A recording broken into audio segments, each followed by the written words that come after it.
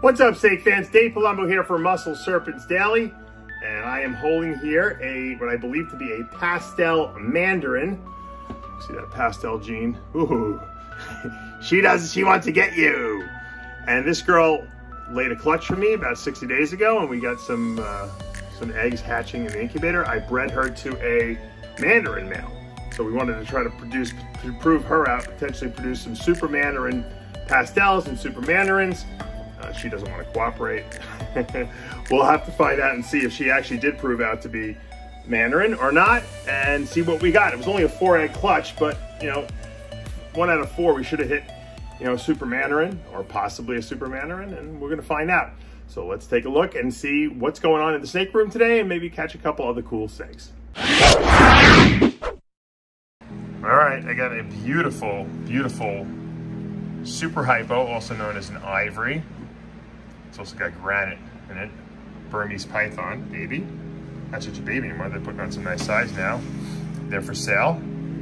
I gotta sell the rest of this clutch off from 2020. This is a male, Pablo, or female? Female. This is a female. We're just doing some cage cleaning now, so I figured I'd show you some video. One of my favorites. Who doesn't want a white Burmese Python? Come on, man. Love this snake.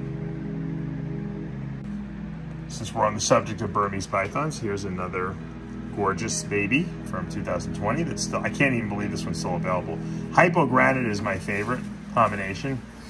And this is a pearl granite or hypo albino granite. 66% het for green, which is the patternless berm. Look at that beautiful snake. Look at those red eyes. They're even not red, they're like a ruby red because of the hypo gene. Once again, we call this a pearl granite. And I love the granite patterning on Burmese Pythons. It doesn't make it patternless, but it takes away the typical Burmese pattern, which I just like granite. I have granite carpet pythons. I just love the granite patterning. It just looks so interesting. Look at that white on its head. Really nice looking snake. Available too on Morph Market. And that's a hypogranite. So this is no albino. Now you can see there's a lot more contrast in this snake. It's got the dark eyes because there's no albino in it. And he's a little fired up. Is this a girl or a boy? That's a boy. It's a male. These are my favorites. The parents of both hypogranites that are double head albino and green. And I always wanted hypo granite. It was a bonus that both parents were also head for green and head for albino, so I was able to produce a ton of different combinations, but this is a really nice combination alone. I mean, granite's beautiful, and then hypo granite just removes a little bit of that darkness, and you have look at that, you have such great contrast in the whole body, and they don't lose this when they get older too, they keep it. This is available too. Here's a really nice Scoria. I put up a Scoria last week that was IMG. I believed it too. At least I bought it as an IMG. And people were like, well, maybe it's not IMG. This is an IMG Scoria that's het call albino.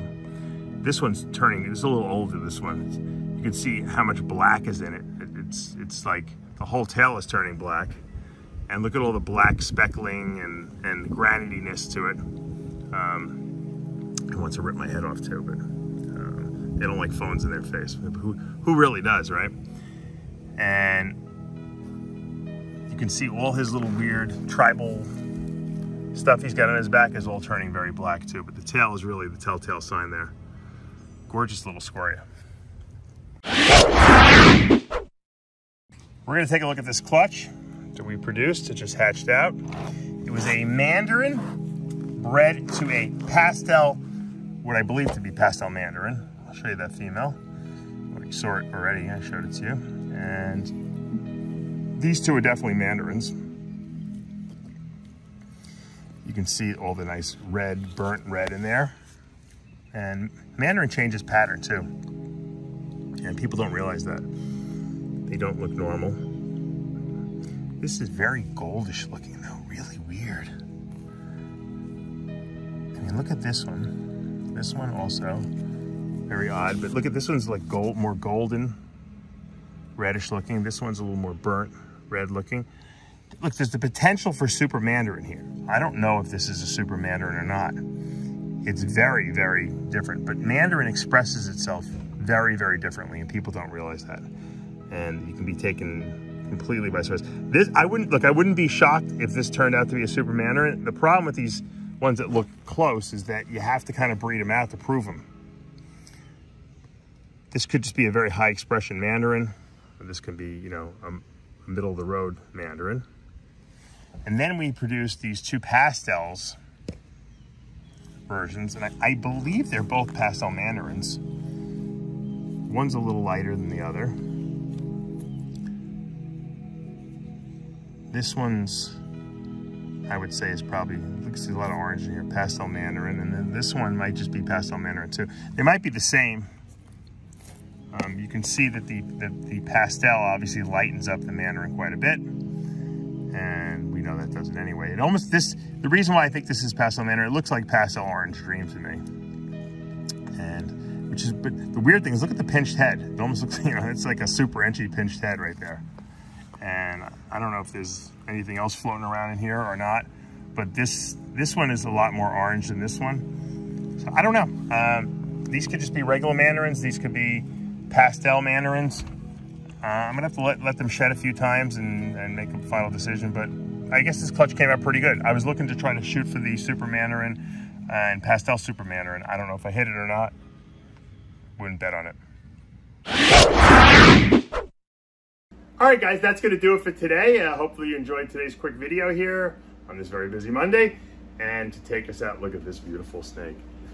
High intensity orange dream, Enchi Freeway, or Mardi Gras, if you want to call it that. This girl just keeps getting better and better, and you know what? I really wanted to keep her. I might sell her. So hit me up if you want this gorgeous, gorgeous, high-intensity orange dream Mardi Gras.